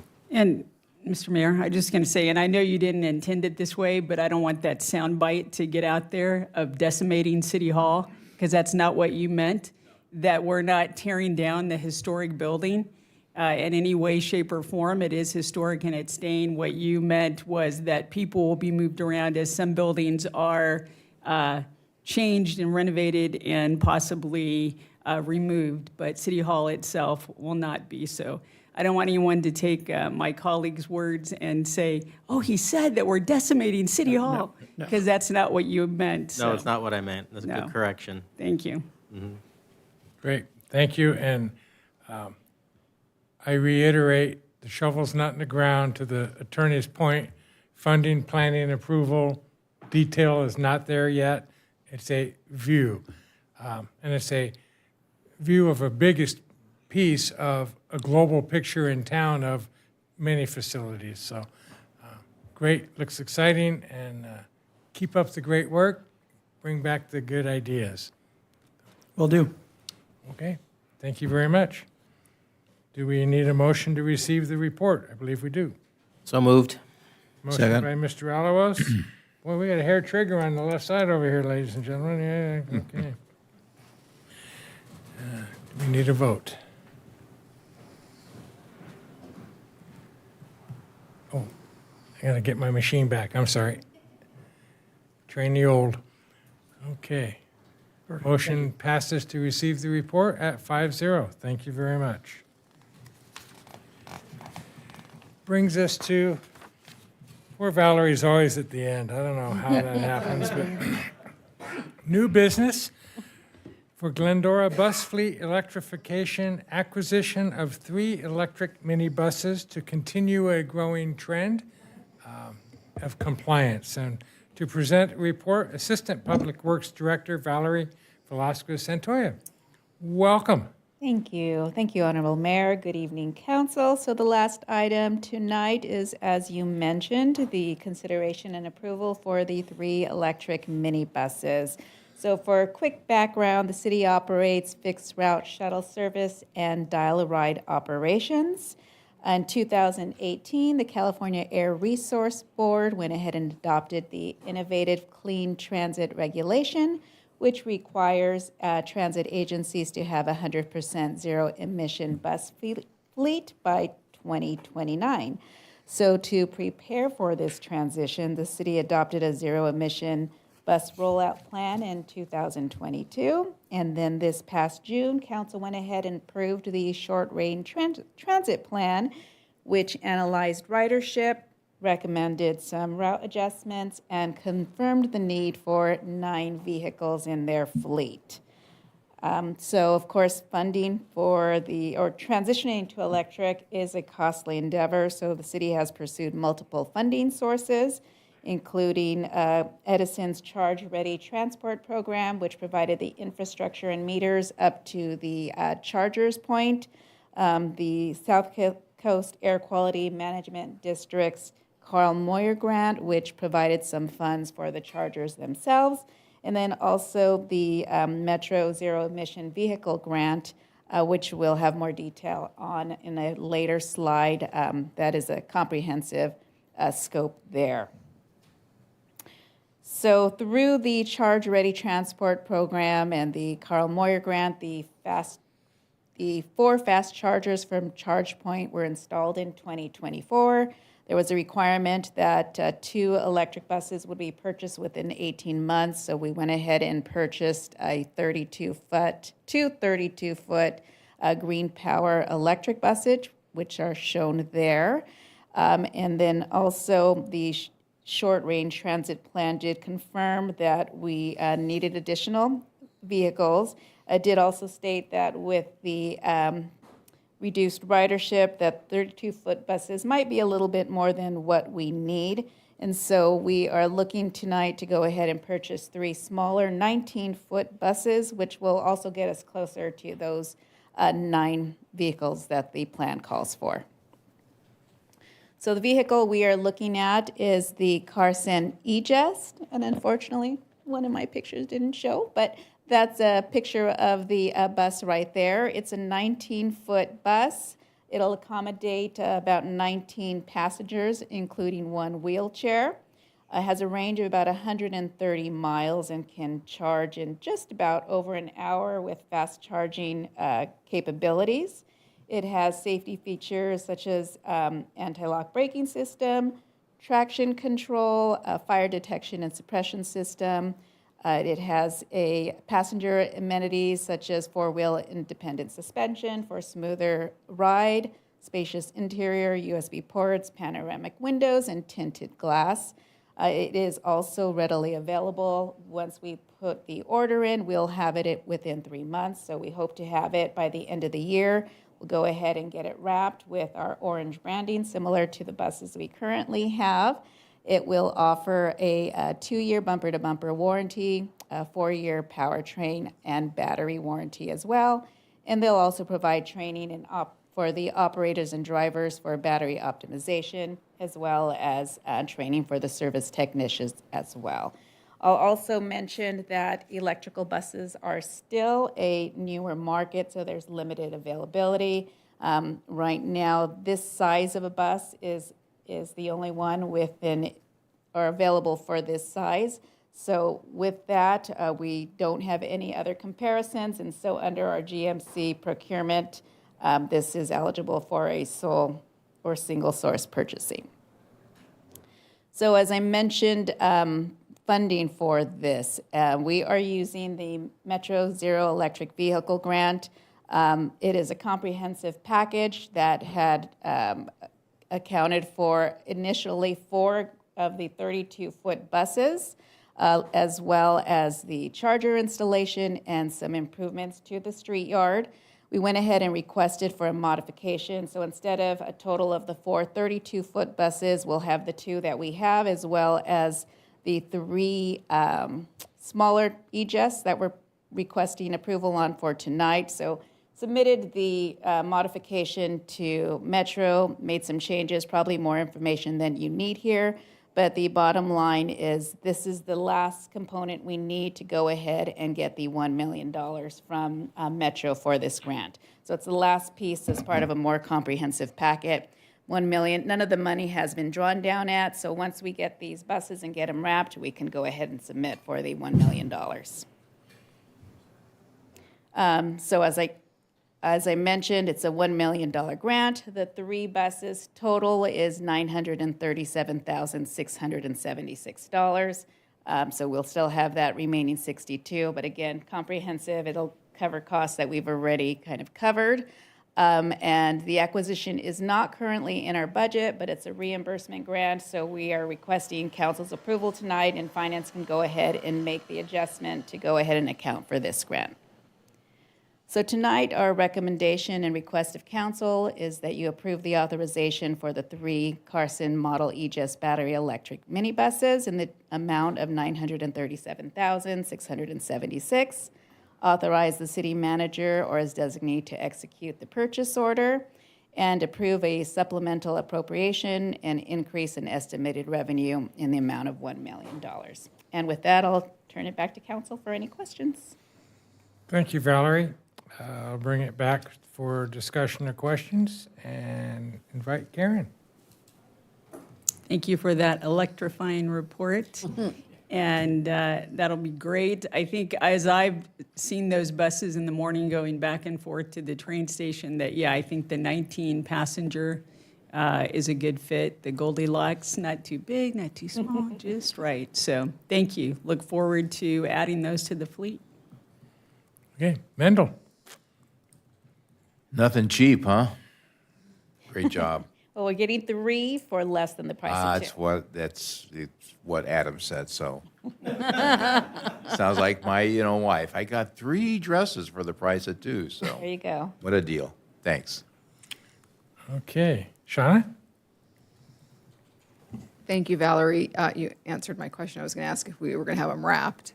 Yes. And you already answered that. We've already got the estimate, so yes, ready to go. Nice. I love seeing our buses and vans around town. I see them all over the place. Where do we know where these are going, like what routes they're going to be on? I did talk with transportation. They'll be part of our community shuttle. So they're still tweaking those a little bit. So you guys approved it in June, but they're doing a couple tweaks, and so they'll put them to the best place. But I believe it's community, and I heard John say that as well. So yes. Thank you. You're welcome. Okay, Michael? Thank you for your presentation. I only have one question. Can you go back to the third to last slide? You tell me where to stop. Stop. Okay.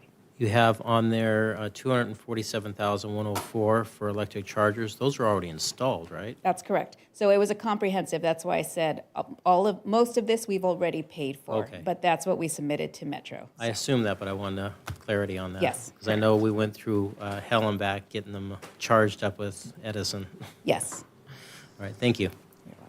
Okay, a couple of quick questions from me. Do we know, $300,000 vehicle, what's its service life expected to be? My understanding is, well, what they've told me is 12 years. So that's give or take. That's what I've been told. Okay. Do they have models already out that long? Not that long. The company has been around for over 50 years. This is a newer vehicle, so they haven't, it All right. hasn't been 12 years, but it's an established company. And these are replacing what, some of the older cutaway van type? That is correct. I believe we just had one die last week, so. Oh, boy. Okay, good timing. Yes. All right, great. Thank you for that. No other questions? I love the Tangerine Tango, by the way. That's the wrap. All right, I'll accept a motion to approve the recommendation. I'll move all three items. Second. All right, okay, I'll ask us to please vote. Looks like the measure passes 5-0. Great sale, good job, thank you very much. And with that, I'll bring it back for any member, staff comments, closing comments. Yes, I wanted to also draw our attention to the fact that September is Mental Health Awareness Month, and this week is Suicide Prevention Week.